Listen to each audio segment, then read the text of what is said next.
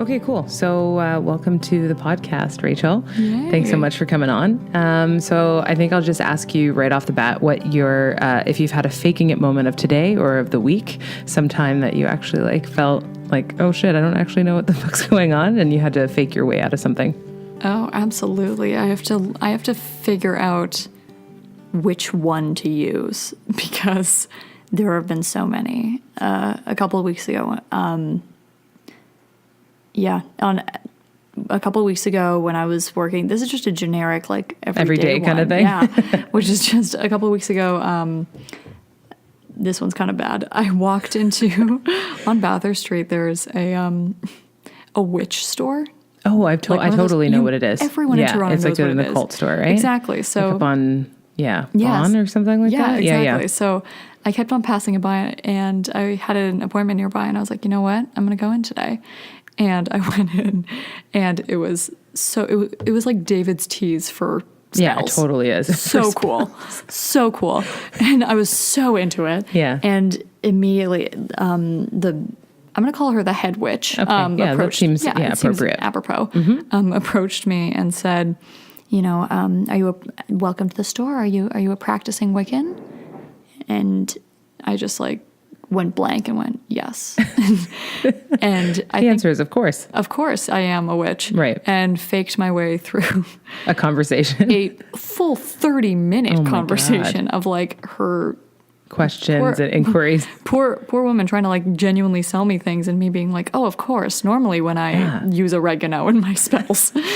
That was just like me wanting, I think I wanted to be a witch so badly. Yeah, I think I definitely went through a phase like that too. The craft, absolutely. I think impacted me. I think we all just want to be in witchcraft, and we want it to be real so bad. Spooky and real, yeah. I used to get into that kind of stuff, but it was so funny because in hindsight, like my sister and I were like so serious about, we're like witchy and like we're Wiccans, but yet we're buying our spell books at like Chapters, and it's like, how authentic is that really? An Urban Outfitters pocketbook. Yeah, like, exactly. You can be a witch my spells. too. Yeah. Hipster witch girl. Yeah. Yeah. So yeah, that was just a good moment. Yeah, that's kind of a cool experience. So I do like to challenge myself with like talking to people who I don't know, like if someone strikes up a conversation. Absolutely. I feel like you just like collect experiences and like, I don't know, it's like you learn a lot like from doing stuff like that. Totally. I think. Oh, I completely agree. Lying to people. Lying, just actively lying. Just like lying. Oh my God, my entire life's a lie. My entire CV, my whole resume, definitely. Is a lie. Well, very recently I finally got enough experience to put real things on there. Right. But for so long, there was a point where I had to sit down with my resume and my agent and be like, oh my God, what if I have to go in my real memories now? Which of these are real? Oh, wow, really? No, that 100% happened when I first signed with my agent. Yeah. Was that just because you were trying to collect like enough sort of things to get picked up by an agent? Is that the... A mix. Some of it was back before I had one and was just going out to auditions and things and just wanted to build it up a little bit beyond just like a play sort of in beef high it up. school. Yeah. Just give it a little more oomph. And that's kind of interesting because you could know you're capable of certain things, but like you just might not be able to. Like that's a very frustrating time where like you've been doing it for so long and you just want to like actually, show people what you're made of. Oh, exactly. Right? Actually, this was a good one. When I was living in New York for just a summer working at a theater, I really wanted to be a part of the Rocky Horror Picture Show Midnight Cast. Yeah. You're seeing where this goes now. Yes. You're seeing I feel like people who are listening will just know what I look like at this point. This is getting obvious. But I wanted to be a part of the Shadowcast so bad. And I applied, and they asked me, they're like, do you ever have experience in a Shadowcast? And I was like, of course. Yeah. Toronto, all the time. They don't live in Canada. No, they have no idea. They have no idea. A university, of course. I just know it well enough that I could. Yeah. So I said I would, and I got offered the part. How did it go? Unfortunately, I couldn't end up doing. I did the rehearsals. I didn't end up doing it because it conflicted with the theater I was working at. But hey, it got the job done. It came from a good place. It came from a good place and eventually got the job done. Here you go. Right on. I'm into lying, I think, is the takeaway. So you're a comedian. Yes. Is that how you kind of identify, or is it more of like, I don't know, because you're acting and stuff like that too? Oh, absolutely. Yeah. So I do act and doing that a lot, but I would say first and foremost, stand-up comic, improv and writer. I do sweet. some freelance writing for That's awesome. a couple companies. Yeah. Cool. And so which one do you kind of like gravitate towards more? My heart, I always try and put like the effort and love into any of the things I try and do, but my heart always stays in stand-up. I really love stand-up, which is as an art form, the definition of faking it. There are every stand-up comic, because it sounds so truthful, especially in the storytelling aspect of it. Yeah, it really does. But 9 out of 10 times, this is going to ruin a lot of stand-up for you guys. Get ready. I'm so Spoiler sorry, alert. guys. If you don't want to hear that, just turn this off for a minute. Yeah, just take off your headphones and enjoy outside for a sec.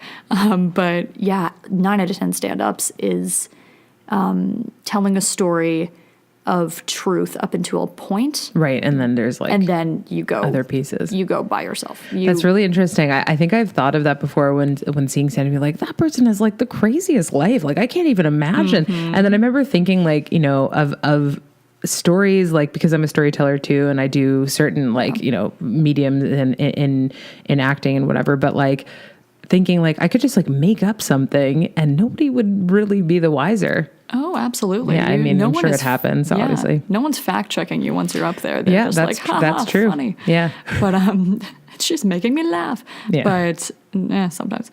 But most of the time with stand-ups, it's always the story that happened to you in real life. And then the hour after that thing happened to you where you think, oh, wouldn't it be funny if I had said that? Or right. Wouldn't it be funny if that had happened instead? I mean, it's a joke. It's like, in essence, that you are making a joke. Like, you are, I guess, tailoring the situation in order to work out for you. Oh, 100%. Yeah. And how did you find, did you begin like straight up in stand-up comedy, or was that sort of a process in finding your art? Yeah. So I knew I liked being on stage and being loud and in people's personal spaces. So that was great.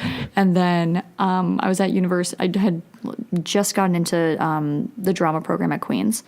And I had first semester of my first year there. And I, again, somehow conned my way into a show where I had to write like basically a 20-minute one-woman show where it was just going to be me on stage by myself, which I did not realize upon applying, but found out briskly when I was accepted. So I started doing it and rehearsing in front of the director, and he's like, yeah, this is good, but this isn't really a stand-up. This isn't a one-woman show or a play. You're doing stand-up. And I'm like, oh, okay, cool. I'm going to go do that. So sort of just like what you naturally gravitated towards, what you were creating with stand-up. Exactly. And I had no idea. And he was like, no, you're doing stand-up. And I was like, oh, cool. I'm going to go do that then. Have a great day. Yeah. So then I went to that summer, and when I was back in Toronto, I did Second City stand-up 101 and have been doing it pretty consistently ever since. That's wicked. Yeah. That's so cool. So what are you finding like about stand-up that actually kind of is challenging for you as like somebody who's switched? Obviously you've been doing it for years now, but what are the kind of like the daily things that you encounter that are difficult? Oh, a lot of stuff. There's a pretty generic journey that the average, obviously it's different for everybody, but there's an average kind of like storyline of a stand-up comic, which is that you do it for the first time in front of an environment where your friends are there, and you do really well. Right. And then you do You're flying, yeah. You're flying. And then you do 2 or 3 more times, and every time you're still doing it in like supportive atmospheres, and you're still kind of doing the same thing. And you kind of are on that steady uphill where you're like, I must be invincible and amazing. And then you're about like the top of the roller coaster. Oh, totally. And then just reaching. You're just getting there. Yeah. And so you're like, oh, I don't know what bombing is. Like every comic must just be worse than me. So naivete. Oh, absolutely. It's so sweet. Such a sweet thought. Yeah. But then you bomb for the first time. What was that like for you? Oh, wow. That was at an open... Did you just like take your skin off and just like leave the stage? I actually unzipped my skin completely. Yeah, I don't want to be here anymore. And I was like, no, this is me, and now I'm dead, so good night. And I'm not going to be here anymore. I will die slowly by myself. Right. But it was, so again, another kind of thing that you got to go through as a stand-up just starting out is the open mics. And there are some open mics, especially in the city, that once you find are amazing and very supportive. but a lot of them are not. Really? A lot of them are Meaning like supportive from the fellow people, like fellow comedians, or supportive as like they attract a jerk crowd? both. Both Wow. exist. Yeah. Sometimes this specific one was actually, it's a great open mic, and it has like recently changed hosts and stuff, and it's now like one of the best in the city. But back then it was so bad. It was, you signed up at like 8 p.m., got on at 1 a.m. Oh, And it was like 3 other comics in the room at that point Yeah. who are exhausted and yeah, don't just want to hear waiting you around. speak. Right. And at that point, I was also like, had dinner like 7 hours ago. And like, I'm not going to blame it on that. My jokes also sucked. And and then you get to that point where eventually you just apologize for your existence, which is a That's rough. That sounds rough. That's the moment when you have to like tell people like, I'm sorry for me and for all of you. Right. So that was my first bomb. And was that like jokes that you had been, I'm just curious, like, is it completely, jokes yeah. that like you had used before that worked and then this time they didn't? Like A little bit of both. So I had tried a little bit of new stuff and some other stuff that used to work. But once you kind of do stand up enough and realize that there's kind of a very disciplined science to it, that sometimes you will say a word with a different inflection and get a huge laugh. Or sometimes you'll say a word with a different inflection and that it joke just dies. falls flat. Exactly. Wow. And it's super interesting once you Yeah. kind of figure out the peaks and valleys of it. And now I've grown to absolutely love it. And Yeah. especially now I kind of know my rhythm of if I try something new and it didn't totally hit, I can do that switch in my brain of going into immediately something that I know is safe and works. Wow. Yeah. That's impressive. Yeah. That open mic did not happen that way. Yeah. So that was my first bomb. And then, yeah. So how do you come back from that? So after that, again, different for everyone. For me personally, I went, and my friend had come to that one show who was not in comedy. So That's like terrible. Oh, yeah, it's I remember in drama class watching people who were my friends, like, and I clearly either knew they weren't prepared or knew like they were in trouble on stage, and it like you want to die for them. Oh, completely. It's horrible. It's almost, I would argue, almost worse to be in the audience when someone is Yeah, bombing I than think to that's be true. the person themselves. Because you kind of on stage at least like have a moment of like blackout, if not like completely. you may Oh. not, maybe not remember everything. At least there's lights you can pretend to hide behind because you can't see the Disassociation to front. the Exactly. absolute You're watching maximum. like 11, you're like, oh god, you yeah, just want to that's like not me. die. Yeah, I'm over here. that's rough. Yeah, but so I drove her. She was obviously lovely about it and has since seen me do better. So I drove her home and then went home and I watched on YouTube. There's a Jimmy Fallon behind the scenes YouTube series called The Worst I've Ever Bombed, where it's a bunch of, I recommend anyone doing, not even comedy, if you're ever on stage in your life, Yeah, watch this series of it's videos. like one that he's made about this kind of thing, or Yeah, so it's basically just short little clip interviews with John Oliver has great ones, Cecily Strong, Tina Fey, all these huge comedians talking about the absolute worst time they've ever bombed, whether it be in an audition or in an that's improv super show, helpful. stand up, and it's just Jerry Humanizing. Seinfeld, Dave Chappelle, like it feels so good to be like these hugely successful comedians just be like, this is normal. Right. What's going, it happens. yeah, So you take a little breather, you take a breath, you take a step back from it. And some people go right back up on stage after a bomb. Some people wait way too long. I think I waited a week. And then I went back up. And yeah, I went back to writing and figured out, rehearsed a little better and got a better spot. And it kind of led up from there. Yeah. that's good. Yeah. And here That's I good am. that you kept doing it. How long ago was that? My first bomb was, I think about a year and a half ago. Okay. Maybe and so 2 like, years. can you now, because you've experienced it, if there's anything going in that direction on stage, like you did say, you kind of pull out a joke that you think might work. Like, do you get these kind of skills to be able to pull yourself out of it? Or do you just sort of go like deer in the headlights and it's over? Oh, absolutely. So I am luckily enough at a point, knock on wood, when there are obviously times when like I do not as great as others. It keeps happening. Nothing Yeah. will be as It's ebbs bad and as that flows. first Yeah, time, right. but it completely ebbs and flows. Like I did a mic 2 weeks ago where it was just like 4 other comedians, half of whom who have heard my material before. So but it's one of those things of like, I know now that if a set doesn't go as well or if something is kind of weird, it's not necessarily me and it's not my material. And if it is me and my material, I can focus in on, oh, okay, it was that thing. And I can just change that next time and that's totally fine. So it's definitely not as soul crushing. And especially now that I'm a lot more comfortable on stage, which happens when the more and more you do anything.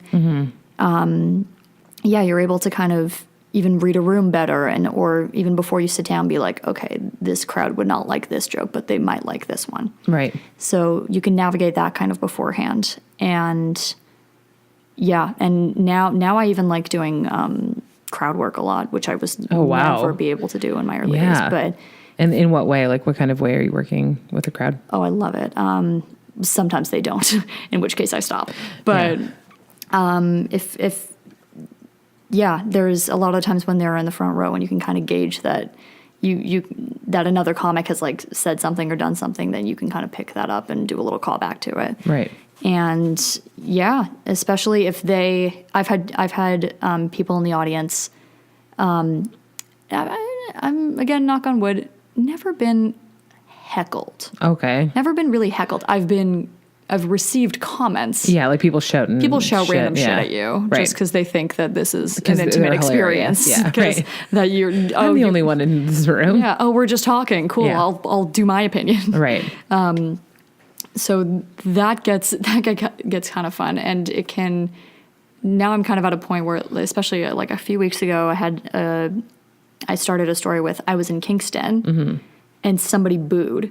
Oh. So at that point I was like, all right, screw this joke. Hey, bud, like, what about Kingston? And then we just chatted about Kingston for a little while, which got very funny in a very weird way because it kind of... So it's like taking chances. It's like, in a way, you're like purposely improving, which is scary. Exactly. Oh, it's terrifying. It doesn't stop being horrendously terrifying. Right. Should probably put that out right off the bat.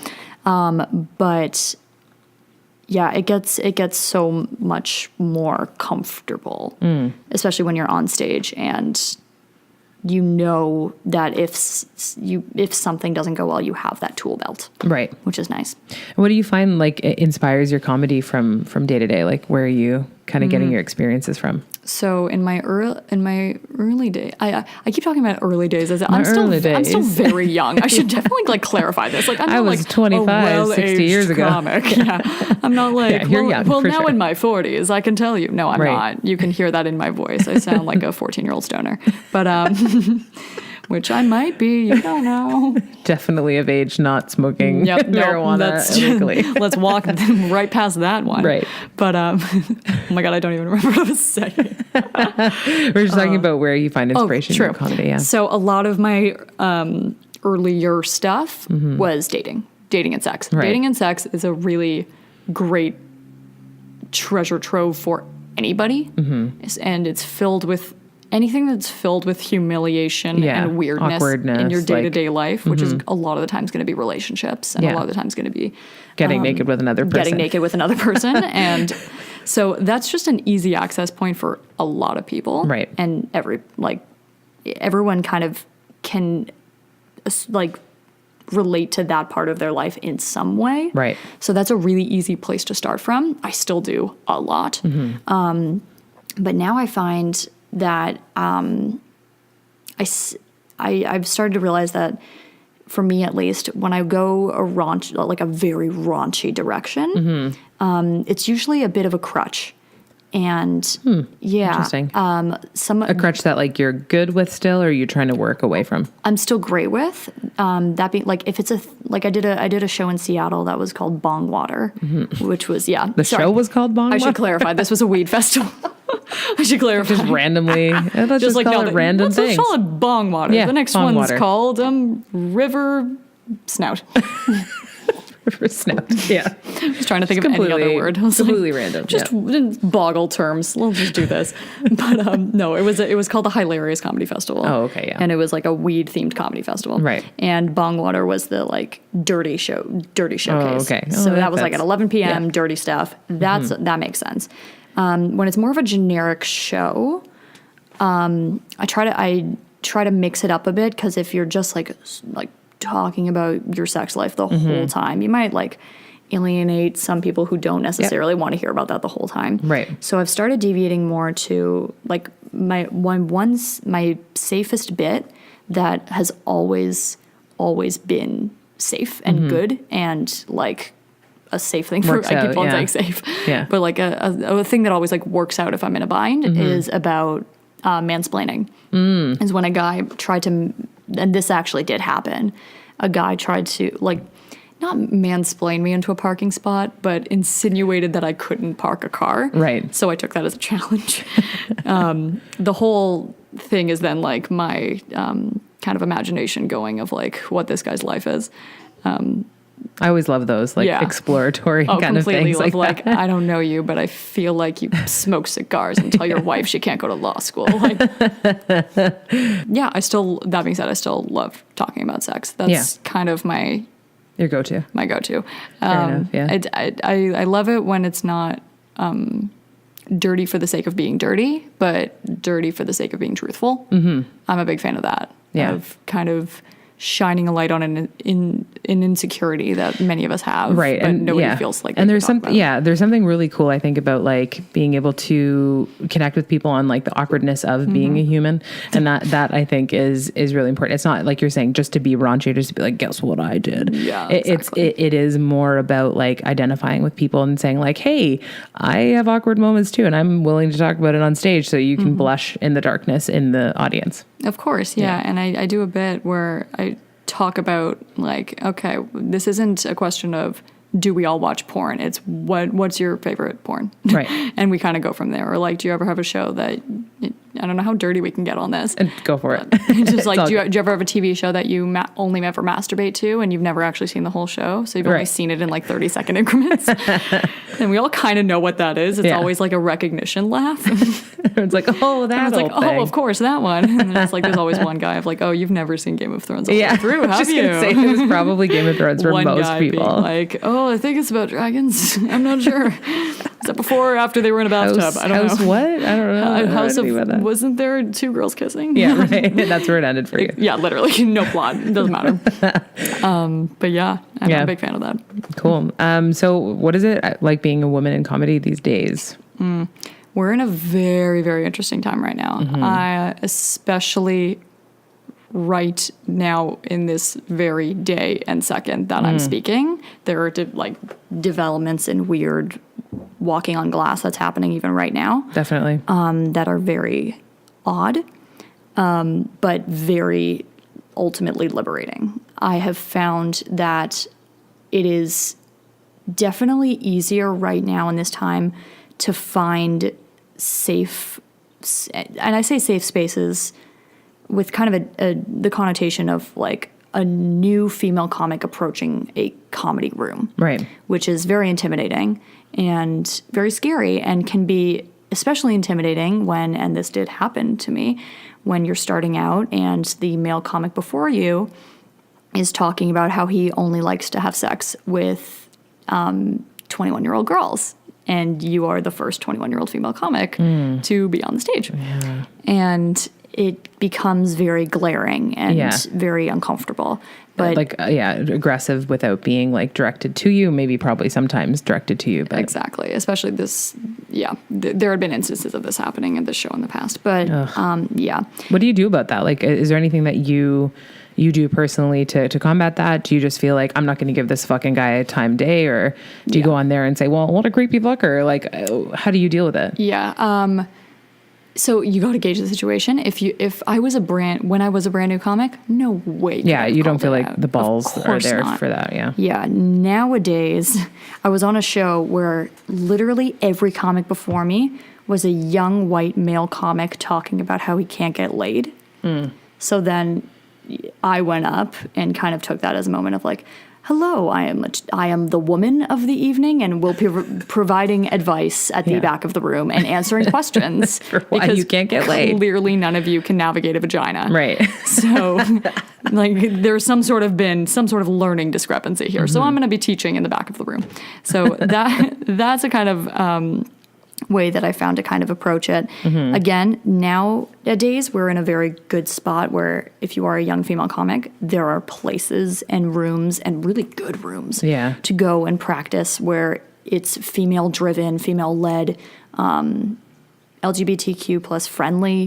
Creating your own spaces. Exactly. And there's a bunch of those, and they're not just kind of in weird slam poetry basements anymore. They're very much like... Yeah, they're mainstream. Like I could go and perform like all throughout the week at shows that are wonderful. We're very lucky in Toronto to kind of have that.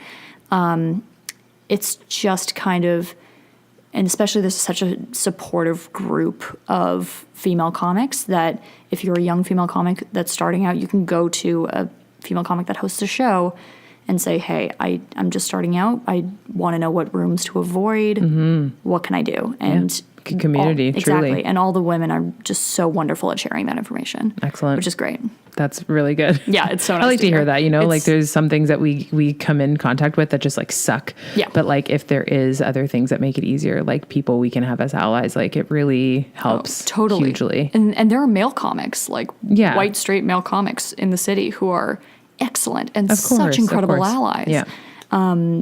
There are so many that are also not, that are also super not. Right. So again, it's just about kind of navigating it and getting comfortable enough to be able to retort when you can and knowing when it's not necessarily the best moment to, and kind of picking your battles. Right. Yeah, that totally makes sense. Well, thanks so much for coming on and talking about this all. Awesome. I'm wondering where everybody can find you on, social media and where your shows are happening. Absolutely. Go for it. You can like me on Facebook. I'm Rachel Manson. My picture is the one with the girl in the dress made out of poutine containers. That is a real fact. Naturally. I know it is. You've seen wow, that's a dress of smokes poutine containers. I have that that's dress. Amazing. I made it. If you want to message me and ask me how to make it, tough shit, it's mine. But I will be posting all my shows there. I am hosting a show every couple months called Bombs and Riffs, where you can also like that on Facebook. Right now we're at Lula Lounge. We might be moving around in the future, but you can find that out on Facebook. You can find me on YouTube. I'll be performing in the Toronto Comedy Brawl and other festivals as well, which will be released soon. We'll post all of your information. I gotta be careful with what I say now. Yeah. But there is news coming up, so stay tuned. Oh, nice. Okay. So news in what area of your life? Good. Comedy? Yeah. Good news. I will be performing a lot more. Sweet. And yes. Okay. Awesome. In terms of writing and stuff, there'll be a lot more posts of stuff. that. So everybody should watch out for you is basically what she's trying to say. Look out, I'm a rising star.